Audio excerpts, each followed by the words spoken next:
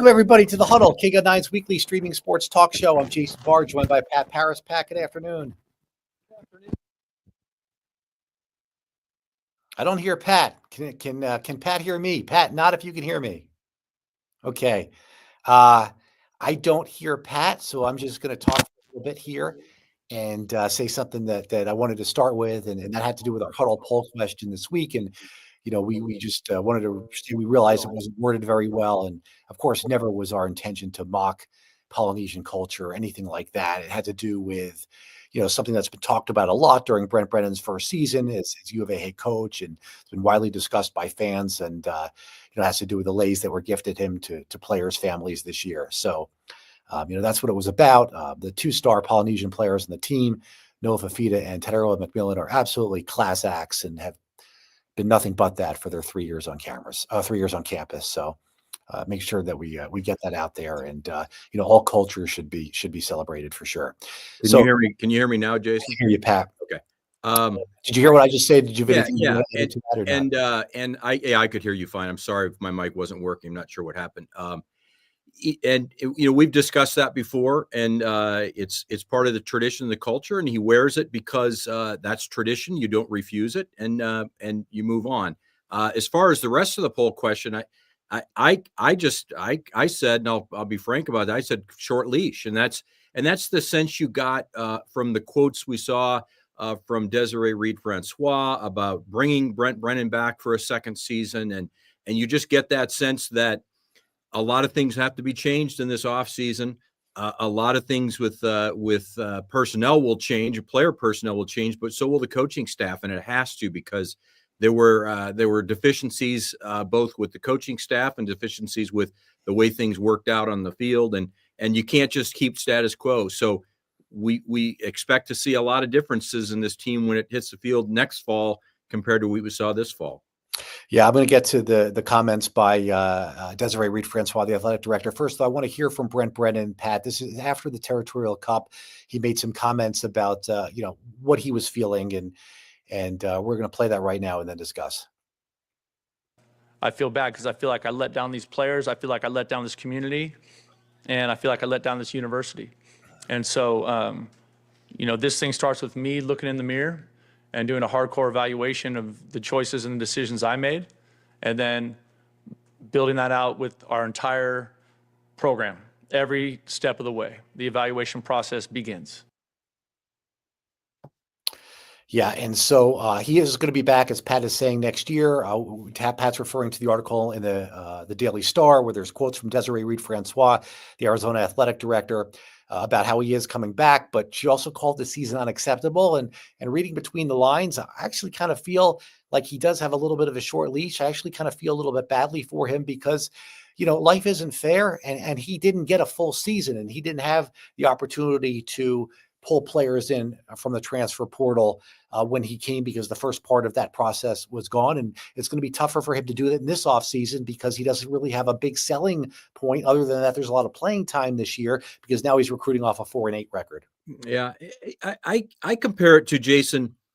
Imagine, if you will, as a young Jason Barr or a young Pat Paris, and we worked and worked and worked, and we get to be, in the middle of our careers, and our goal the whole time was, let's just say, I don't know that this was your goal and it wasn't my goal, but let's just say our goal was, we want to be on ESPN. We want to be on ESPN so bad. That's all we wanted to do, is be on ESPN. And then we get the call up and we get on ESPN and we flop, and we just do a terrible job, and we're gone within a few weeks, and it just didn't work out. And you can equate that to any job that anybody has or any profession that they have, and they aspire to be the best. You want to be the best at it. And then you add in the case of Brent Brennan, not only did he want to coach at the University of Arizona, he had the ties to the University of Arizona from way back in the Dick Tomey days. And so that was his dream job. So Jason, imagine getting your dream job and then things just go horribly wrong. And the harder you try, the worse it seems to get. And I feel bad for him in that sense.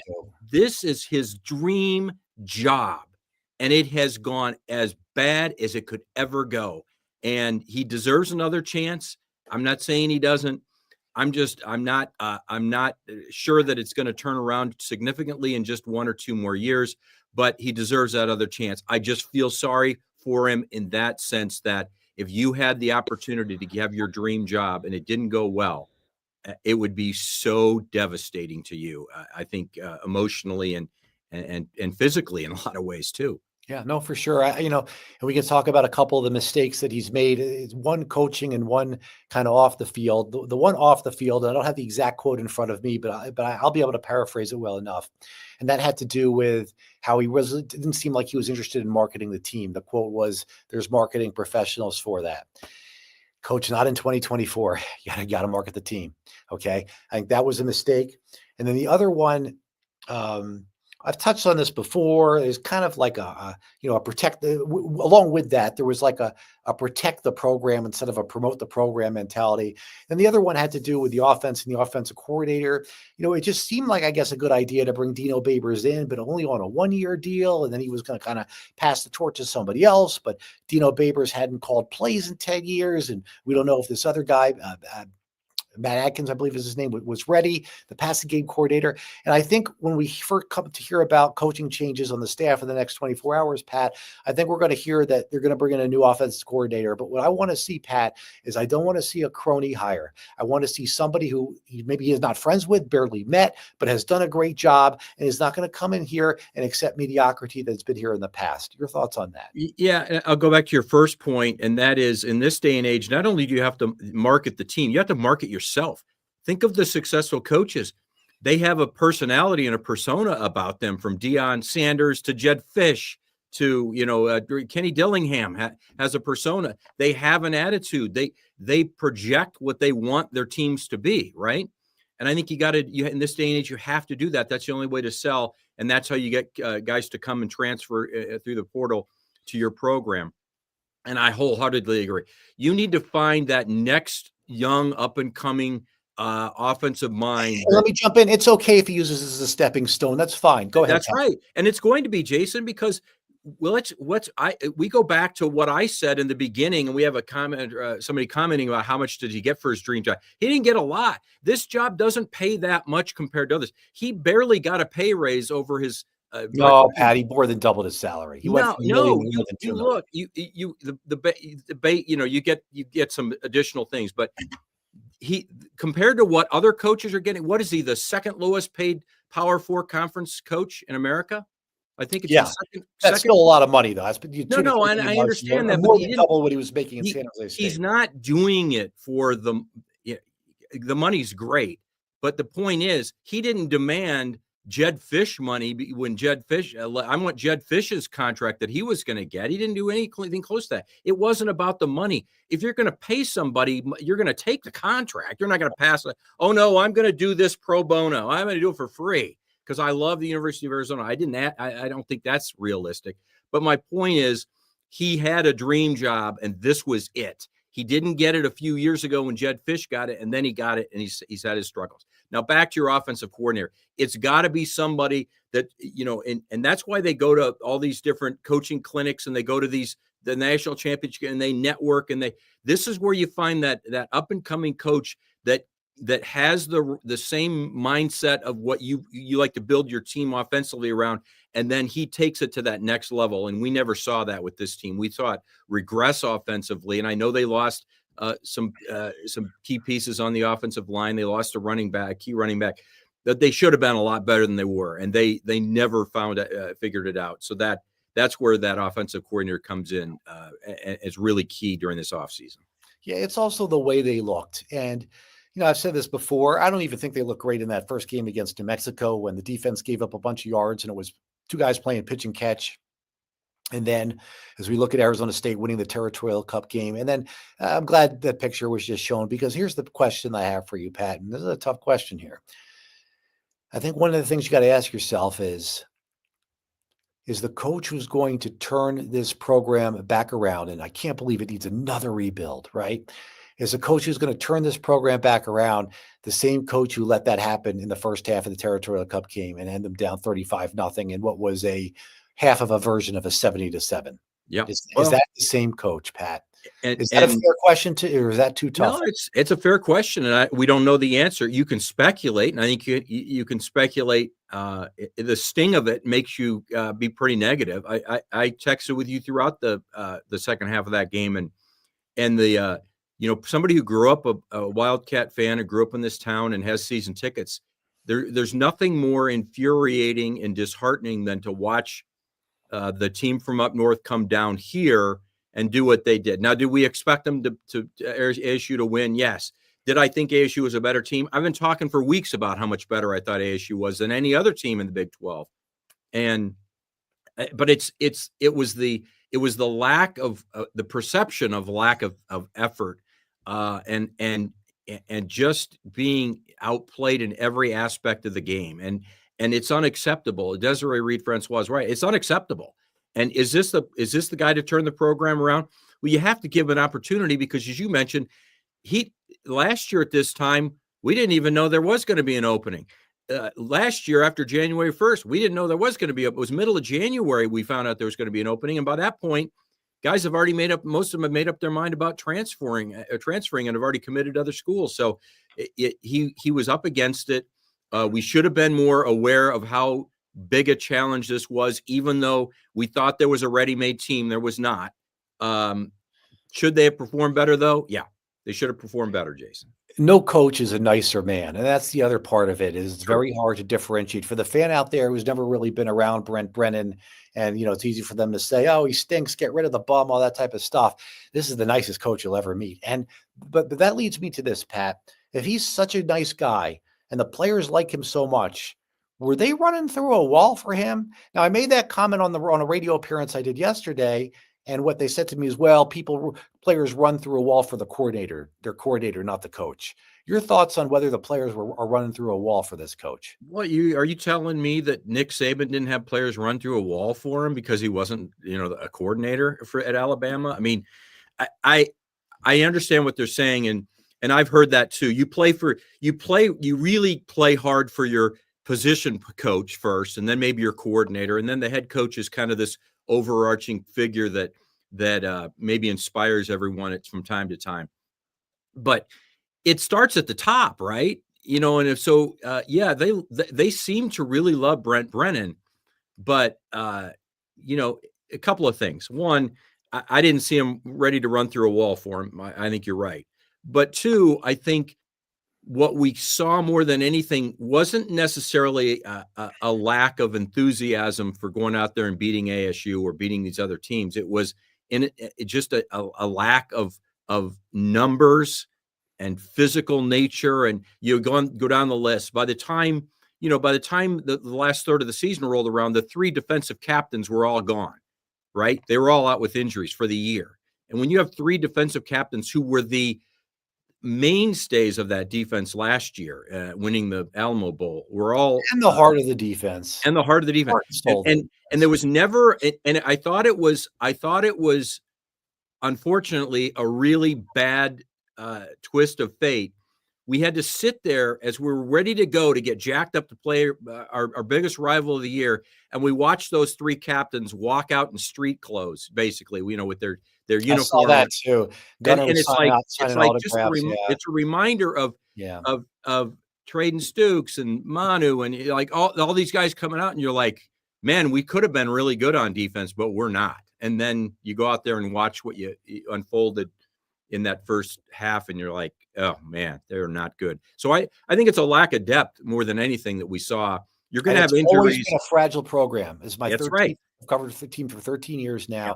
One word, if you said, hey, tell me about Arizona football in one word: fragile. It's a good word. And I've talked about it before. I don't want to talk too much about this. Rich Rod thought he was going to improve the depth dramatically when he got here, and he was never able to. It was. He had a tough time in recruiting, and it's never able to get the depth. It's tough enough to recruit to Arizona to play football when it's a basketball school, and it's never had a huge tradition. We've had players, and we've had a season or two, 1998 and 2023, and it's tough to recruit anyway. But then to try to convince a kid, hey, come to play at Arizona, and maybe in a season or two you're going to get your shot. And if his message on that was, we don't recruit guys to be backups. So that was his message for that. And that's a problem. By the way, he's got Jacksonville State in the Conference USA championship game. And There's actually a couple people wanted to come back here as head coach, and there's talk about him going to West Virginia as head coach. He's not coming back here as head coach again. No. But actually, you know what? His son might make a great future coach somewhere. Everybody raves about Rhett Rodriguez, but he's a little young and not ready. But probably not. But his son might have great potential. But again, start him out as an offensive coordinator somewhere. Not next year at Arizona, but I'm saying down the road, maybe he's a great offensive mind, like his dad was a great offensive mind, and you go from there and see how Rhett Rod does down the road. Yeah. So, all right. So before we get to basketball, one last thing here on football. So Brennan's maybe got this short leash. That's a tough thing to coach on, because now other teams are going to recruit against that. Right. Okay. That's right. And all he has right now is a leap of faith to get guys in the transfer portal. Because whether any freshmen, I see the list of freshmen, very few of them are going to be impact players next year. Right. And so, it's a tough spot going into next year. It really is how they're going to be better next year. It really is a faith-based situation. They got a couple wins in the non-conference looking at the schedule. But the Big 12 is going to be tough next year, and you don't lose Savanea and Takario Davis and Teteroa McMillan and a couple other guys and necessarily have a better roster. It's going to be tough going into next year. Look, you just got to do the best you can and the best you can in recruiting this year and let the chips fall where they may. But I think it's a tough spot going into next year, Pat. I wish I felt differently. Yeah, I think it is, and that you'll know a lot when the transfer portal gets going and you see where guys go and see if guys end up in Tucson, and if they do, then maybe he's got a chance. If they don't, then it might be same old. And but let's be honest, Jason. This is really all about money. Again, we went back to Jed Fish up and left, and that's still a. Don't forget Elijah Rushing was coming here, the defensive lineman from South Point, and I was told, I heard Oregon threw a ton of money at him. And that's why.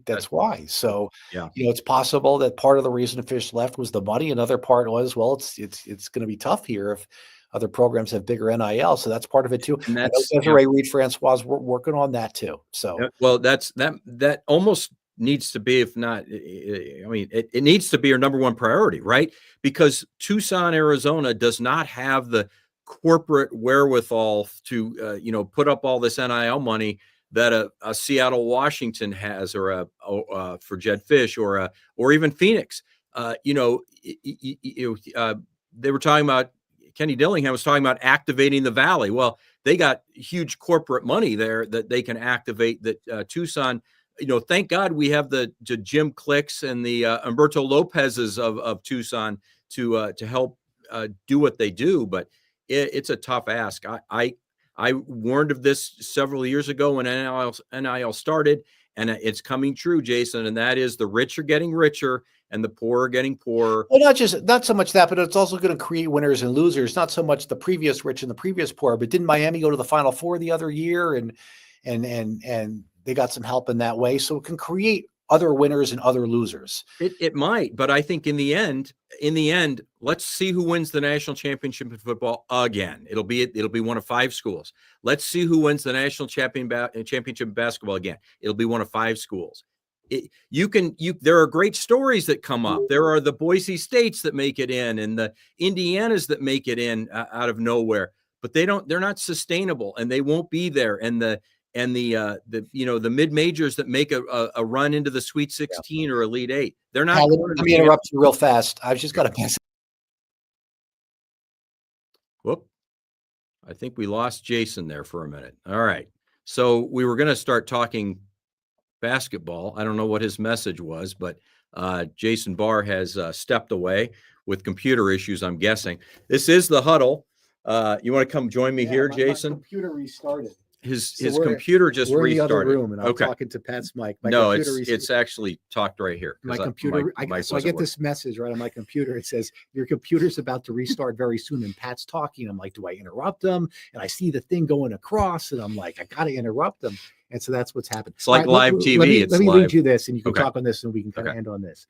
I'm having difficulty, Pat, figuring out What is so different about this year's basketball team than the last few years? Because when I look at the talent seems Talent's there. comparable, but in previous Novembers, they went unbeaten, and this Mhm. one they're 3-4. Why do you think this team is struggling in a way that his previous teams have not been? I told you the key player that's missing. There's one player that's missing, and then there was the injury to Krivas that I think set him back and didn't allow that big center position to take over. But the player that's missing is Pelle Larsson, and that doesn't mean they can't overcome that. But Pelle Larsson was kind of the glue, and it didn't matter what happened in that other. So let's call him the sixth man, because that was what Pelle Larsson was basically, right? Sixth man until his last year.